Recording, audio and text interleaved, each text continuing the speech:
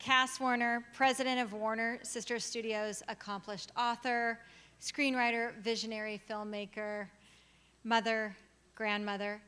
She's our distinguished guest today. Cass comes from a family deeply ingrained in the entertainment industry. She is the granddaughter of Harry Warner, one of the co-founders and original president of Warner Brothers Studio. In fact, her new book, All About Harry, is all about Harry, breaking the silence. And now she began her journey by observing the magic of movie making on the Warner lot and sitting in story meetings with her award-winning writer-producer father, Milton Sperling. Her documentary, The Brothers Warner, is a love letter to her family, winning several awards, including the prestigious HBO Films Producer Award. And now she has the opportunity to work with her own children, including Cole Hauser, otherwise known as Rip, on Yellowstone. Yeah. Is he here? In addition to her creative endeavors, Cass has established initiatives like the nonprofit The Dream Factory, a platform for nurturing talent and fostering inspiration for others in the industry. She has faced and overcome numerous challenges in her career, and particularly as a woman in the industry, and she has overcome these as a result of her discipline and the balance that she has created around her. She serves as an inspiration for others. She's accomplished so much in her many roles and is most proud of her roles as mother and grandmother, which has colored the way that she tells stories and her storytelling endeavors. Her presence today is an opportunity to celebrate the achievements of women in entertainment and technology while igniting a passion for innovation and equality. We look forward to a captivating fireside chat with Cass Warner and Christina Aguilera as Cass shares her insights on the legacy of leadership, empowering women in entertainment and technology.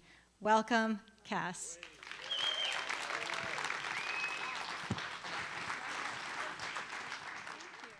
Hi. And I have been wondering, I always wanted to ask you, we've talked several times leading up to this, but we could have invited Cole. Oh, good luck. He would have been the hit for today, yes. Maybe if you're nice to me next time, I'll bring him. Next time, okay. Now we know. Yeah. So I have had the opportunity to talk several times with you over the past couple months, and we really appreciate you coming today and joining us. And I love that so much of your pride and inspiration is, working with your kids and your grandkids, and now extending that legacy and continuing it on. Can you talk? We'll start the conversation there. About how I'm doing that, or just some of the things you're working on with your family now that you have so much pride around.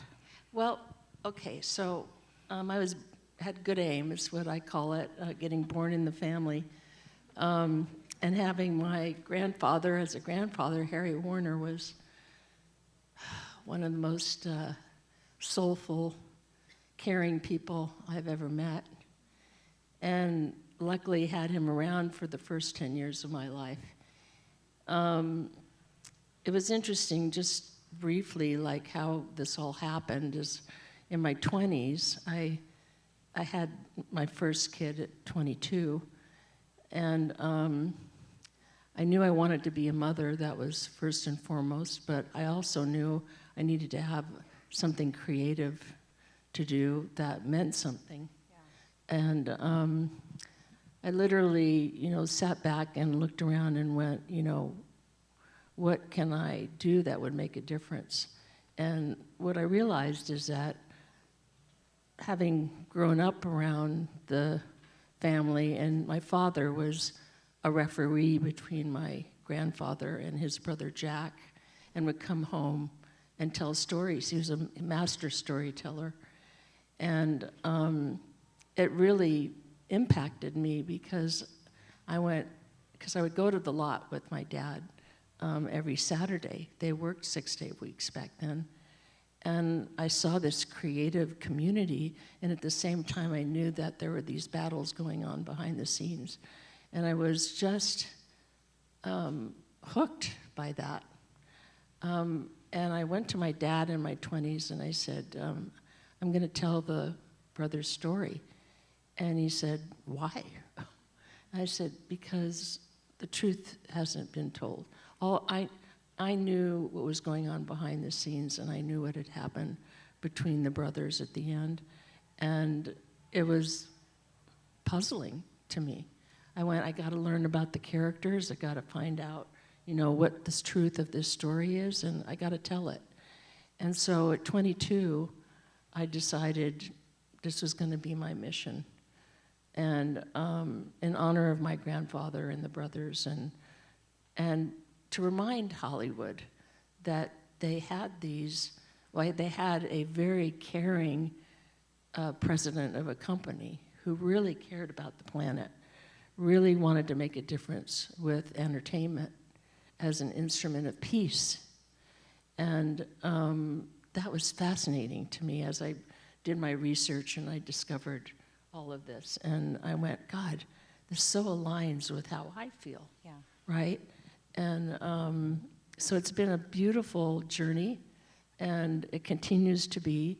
And, I've written 2 books and done a documentary, and the reason I did the documentary is because I realized the true story had to be known first, because every spec script I saw, because I've been wanting to do this as a seasonal series kind of project, like The Crown, so that you could really get to know the characters and what happened and blah, blah, blah. And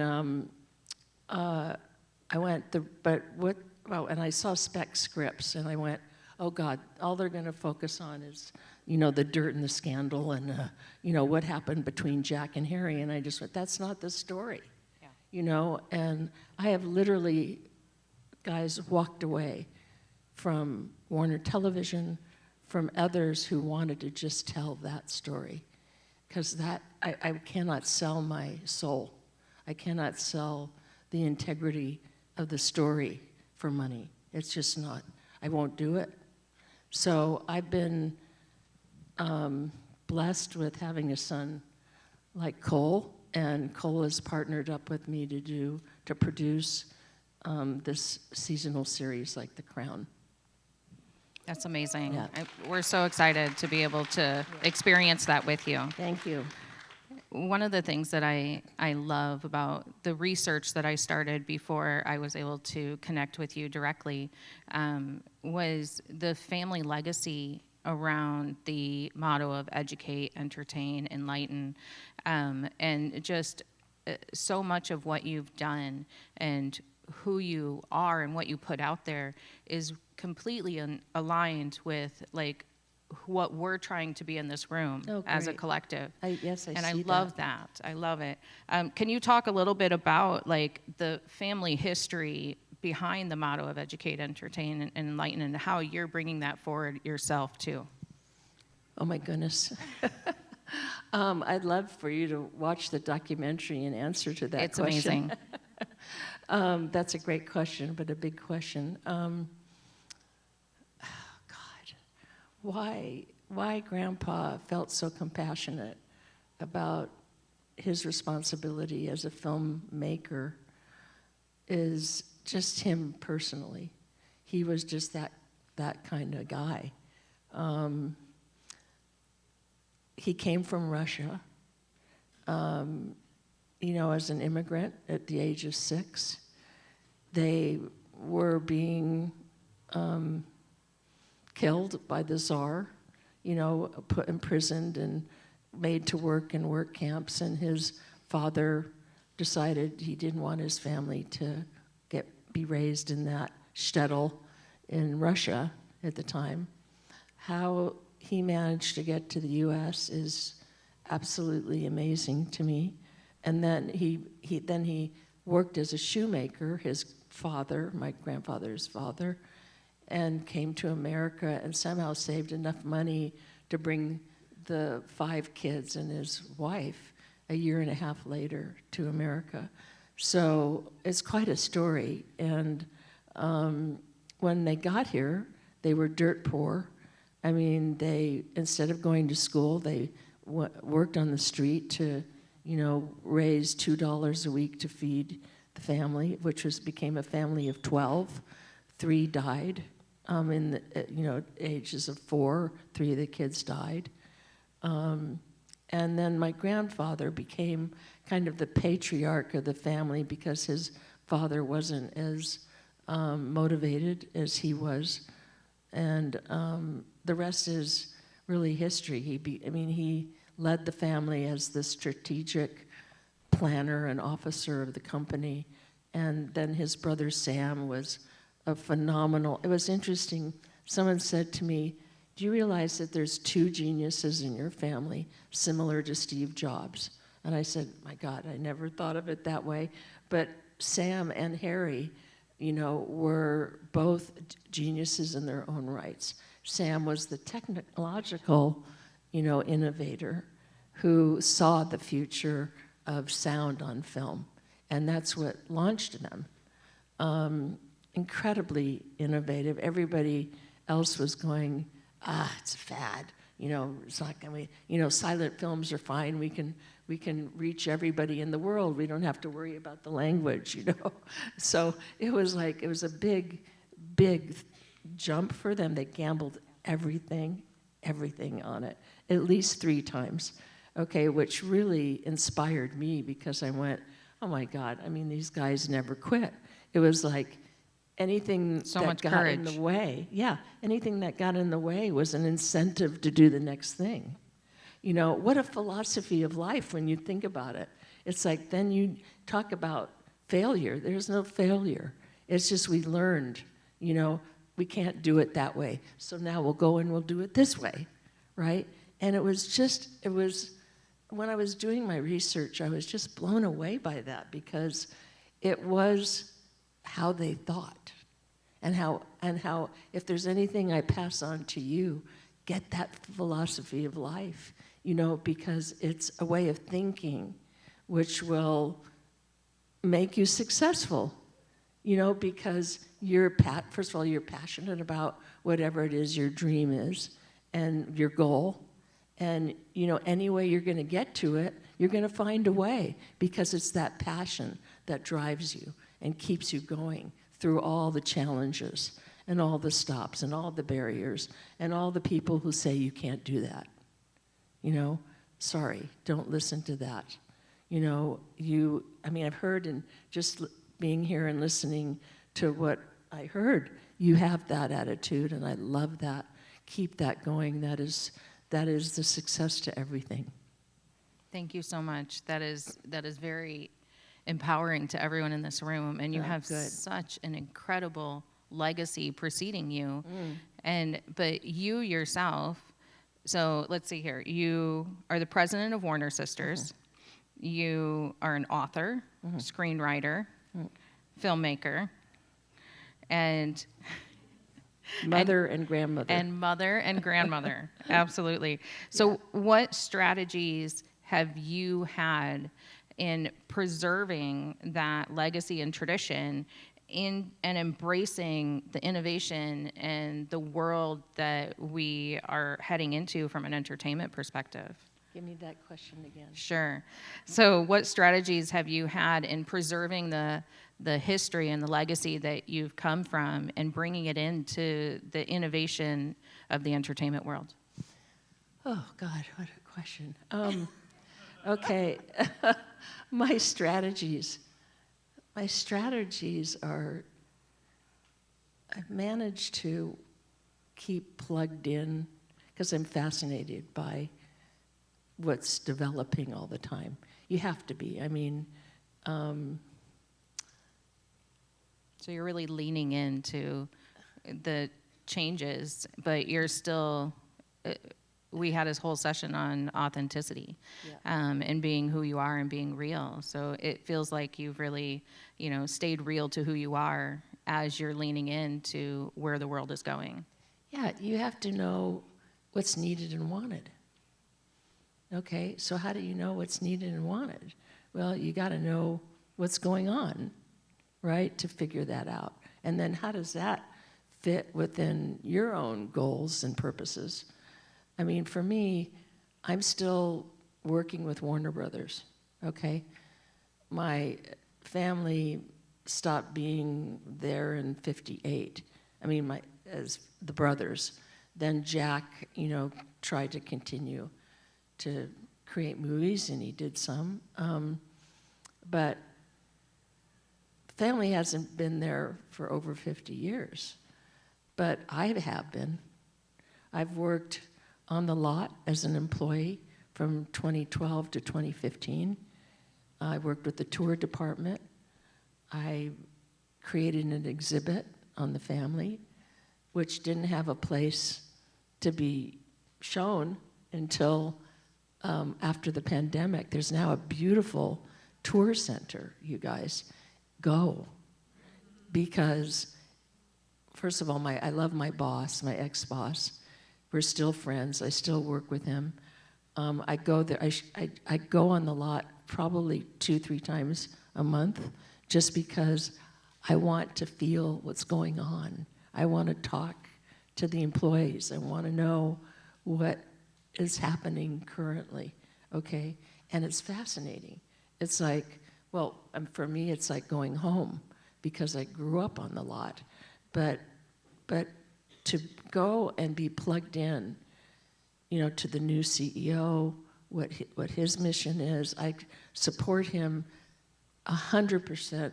You know why? Because he came to me wanting to know everything about the family before he signed on as CEO. I respect that. I respect that, okay? Because it's the first time, guys, that anybody who ran that studio reached out to me and said, we want to carry on the legacy. How do we do that? Wow. I love that. That's really impressive. Wow. That's huge. I have so much respect for that. In this day and age, it could easily be run by a corporation, not by a human being who cares. I love that. Mm-hmm. Can you talk a little bit about the Dream Factory and the Inspirational Library? Well, the Dream Factory grew out of my respect and honor of being a family member, and as I said, discovering this philosophy of life which drove them as an incentive, to meet their goals. And I went, everybody's got a dream. May everybody have a dream. I mean, if they don't, then I want to help them get one. Because waking up every morning and knowing you have a dream and you have a goal and you have a game to play and it means a lot to you is what will create peace on earth. That's as important as it is. And so I went, think about it. I mean, for somebody who, and no offense if anybody's in the military, you wake up and you go to kill people, because you didn't have a bigger dream of your own to fulfill, that could change everything, is what I felt. If somebody like that just went, oh, well, I'll get money to feed my family or me, and I'll go and I'll fight, and whatever. That to me is sad. I'd much rather sit down with them and go, tell me, what's your dream? What have you dreamt about being in your lifetime? So anyway, I created this nonprofit, and I have a very dear friend who consults people, to help them find their dream, or if they have a dream, make it happen. And so there's a whole skill set, there's a whole education that he does with people one-on-one. And that's part of the Dream Factory. And then I was frustrated because I wasn't finding money to make the films I wanted to make. In 2006, I grabbed a camera because I went to a convention and there was a young guy who stood up and said, I just made my movie. I bought a camera for $5,000 and I made my, and I went, what the hell am I waiting for? So I went and I bought a $5,000 camera and I started shooting these interviews, these inspirational interviews for the Dream Factory, starting with Matthew McConaughey, who is a dear friend of Cole's. And then I videoed Cole and Giovanni Ribisi, and anybody I could, get a hold of who would sit with me and be interviewed, and it was so much fun. So that's the inspirational library on the Dream Factory. I love that. Yeah. I love that. Thank you. Yeah.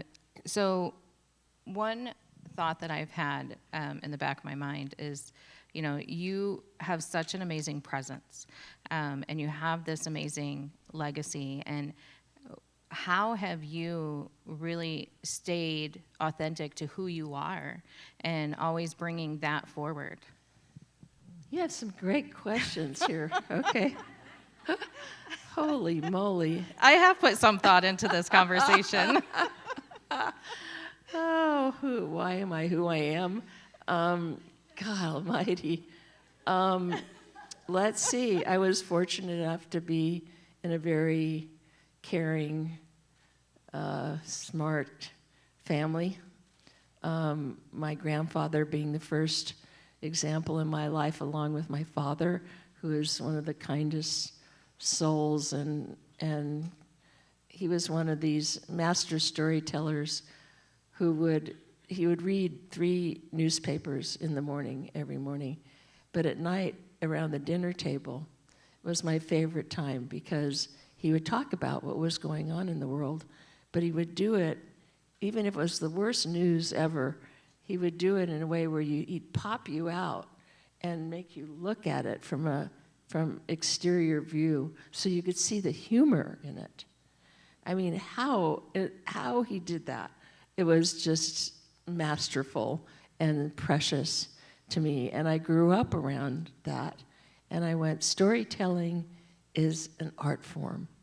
And, I come from a family of storytellers, so better learn, what, but I didn't have, what was great is it was all by example and osmosis, because like when I was younger, he would have story meetings in his office in the house, and I would come in and sit down, and I couldn't read even yet, but he would hand me a script and make me feel like I was part of the story meeting, which was just, I mean, oh my God.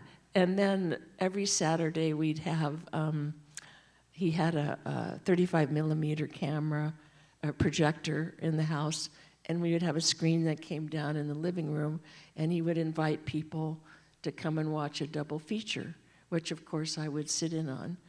And then after every one, whoever was there, and they were usually, I'm not going to drop names, but the best of the best, and they'd sit around and talk about what they had just watched.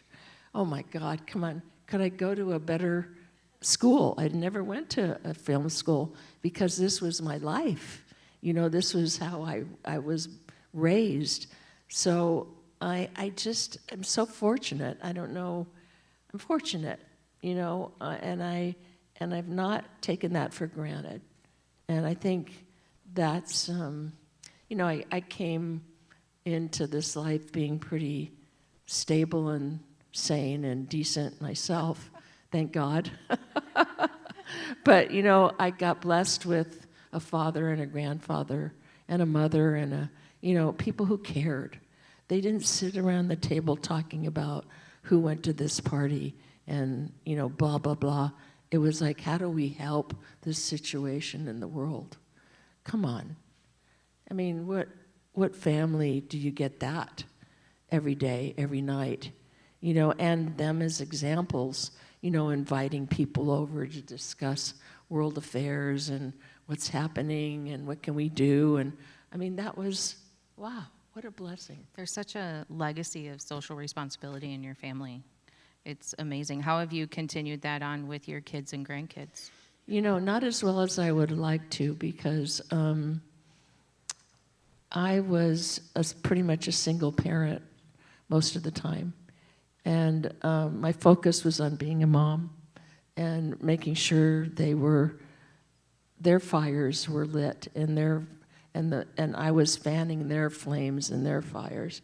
That was my focus, and I took it as a very wonderful responsibility, and I got the rewards from it. I mean, Cole is a total example of someone who really cares not only for his art form, but for the fact that he can now help other people, like the veterans and other people that he wants to help, like bringing education to families where a family member's been killed and, they don't have the money to go to college or whatever it is. It's very heartwarming to see him pick, charities and things that he feels, strongly about. Amazing. Yeah. So you have mentioned several times that you are very thankful for the background that you have. Mm-hmm. Do you have any insights of challenges that you've faced maybe throughout your career and how you worked through them? Challenges. There's always challenges. I mean, what's interesting is I was born in this family, but this family's worked hard to contribute what they have. It's not like, all of a sudden they're wealthy and they sit back and don't do anything except go to parties. That's never been the case. I've worked hard in my life, and I'm proud of that, I think, because that's something my family, especially my grandfather, believed very strongly in. Amazing. Yeah. So we are at time, and Okay. I am so humbled to have this conversation with you. And I know everyone is super appreciative. We did, just so everyone is aware, Guy, are we still doing the books? Oh, yeah. Okay. So sorry. we have, Cass's latest book is all about Harry. So we have several boxes of books over here to my left. And Cass has agreed to do a book signing. Yes. So in the upcoming break, Cass will be over here before she has to take off. So we can work through that as well. Thank you, everyone. I can't thank This you has for been an having amazing me day. enough. Thank you for having me. Really. Thank you, Cass. Wish you all well. That was fabulous. Look, Yeah. stand and know. Let's go. Thank you so much, Cass. That was brilliant. Thank you. It's an honor. It's an honor.